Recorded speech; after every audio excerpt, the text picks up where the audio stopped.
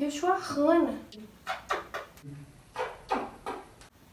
Por que quando a gente chega na frente da câmera é coisa tão difícil? Ai, mas o YouTube era super fácil. Super legal. Blá, blá, blá.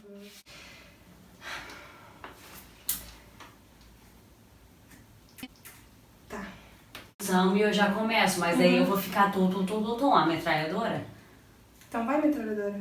Oi, eu sou a Andri. Eu sou a Tereza. E esse é o Prosa Queer.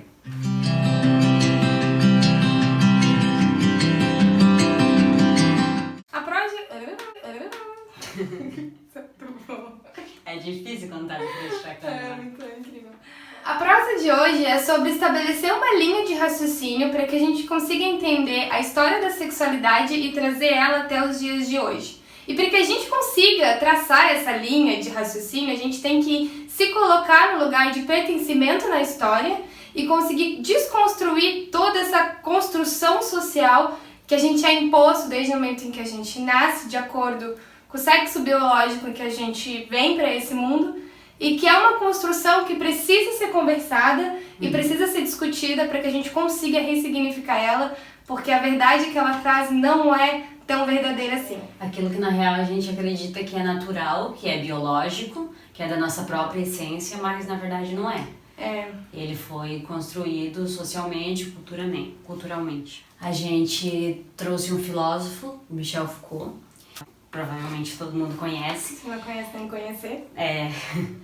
E o livro analisado é a História da Sexualidade, volume 1, A Vontade de Saber. Nesse livro ele faz uma análise crítica, histórica e social em torno da sexualidade, de tudo que envolve a sexualidade.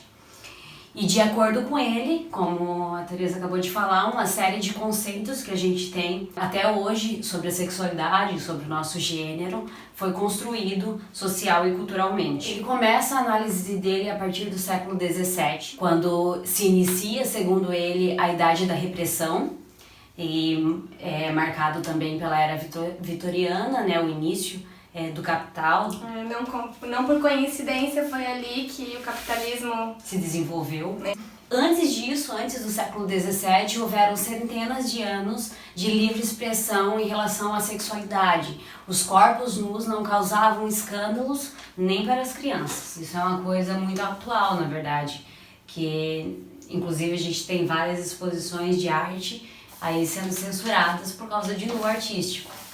É interessante a gente comentar, a gente falar que o corpo ele não é sexual, ele foi sexualizado, ele passou por um processo de sexualização, principalmente o corpo feminino. É muito o que Foucault traz da questão de entender a sexualidade como um dispositivo de poder. É uma relação muito de forte, poder. Onde que a partir do momento que eu que a igreja, que essa construção social decide que há apenas esses dois gêneros aceitáveis de acordo com o sexo biológico, esses únicos gêneros são aceitáveis, eu determino a partir desses gêneros diretrizes diferentes. O homem tem que se comportar de tal forma, ele tem tal diretriz, a mulher tem tal diretriz, tal comportamento.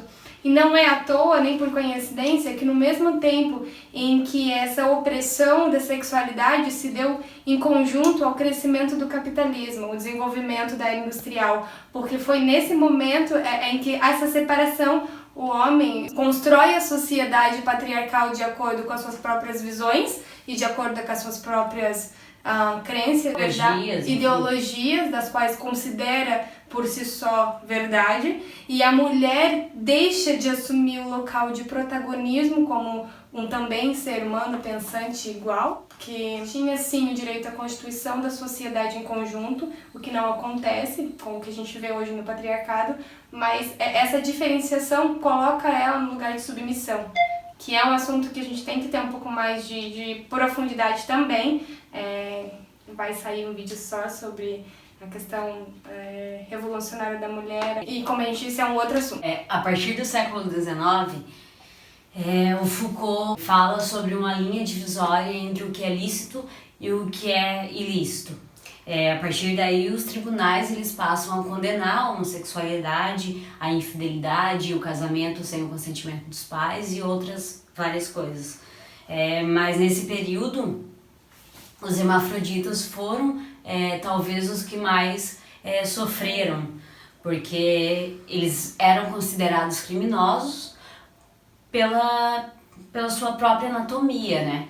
Que confundia o que era tido como o que é ser homem e o que é ser mulher, se eles tinham... Natural. Isso, se a própria disposição anatômica deles não permitia que eles fossem enquadrados em uma das caixinhas do feminino e do masculino. E é a partir do século XIX também que surgem o que o Foucault chama de as sexualidades periféricas.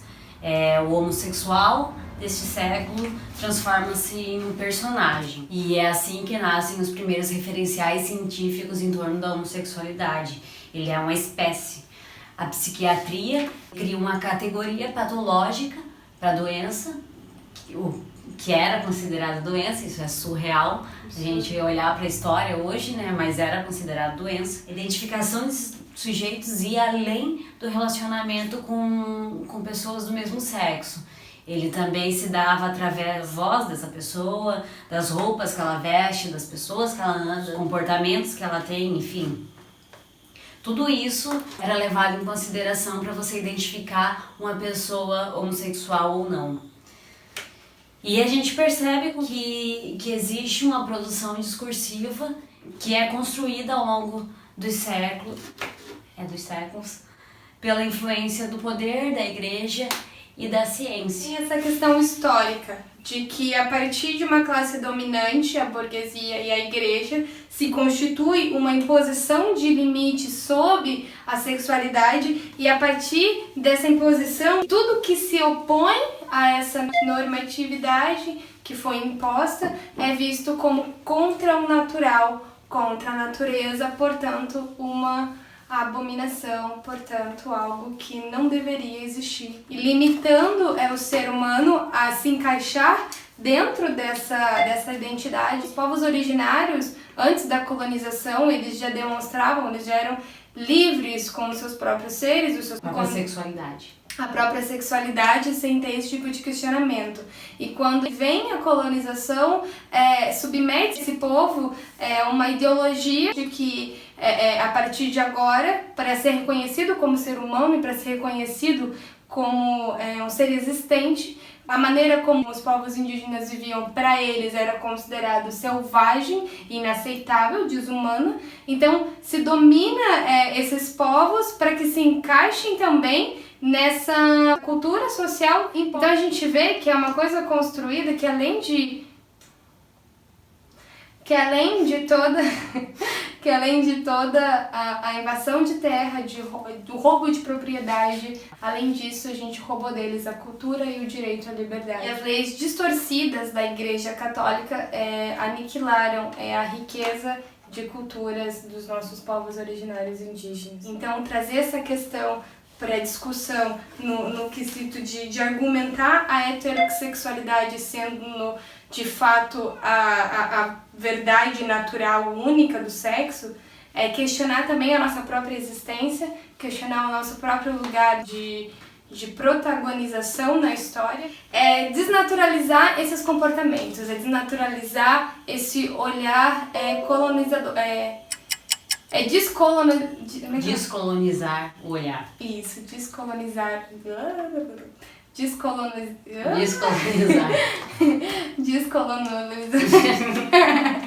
O intuito desse vídeo foi trazer clareza para essa construção cultural que se dá em torno da sexualidade e questionar a cultura ocidental e a maneira como ela foi imposta a nós, como ela foi normatizada na nossa sociedade. Atribui a questão do gênero e determinantes a partir daí os seus comportamentos, suas maneiras a maneira de ser, de portar e de viver. Então a gente finaliza esse vídeo com a frase artista Cibele Cavalli Bastos, que diz: o corpo que alguém tem, a genitália, a pele, o formato do seu corpo ou o que seja, não deveria importar o tanto que importa na sociedade, a ponto de ditar que tipo de vida essa subjetividade deveria ter. Então é com esse pensamento que a gente encerra, com essa vontade de mudar a perspectiva pela qual a gente olha as coisas. Então é isso.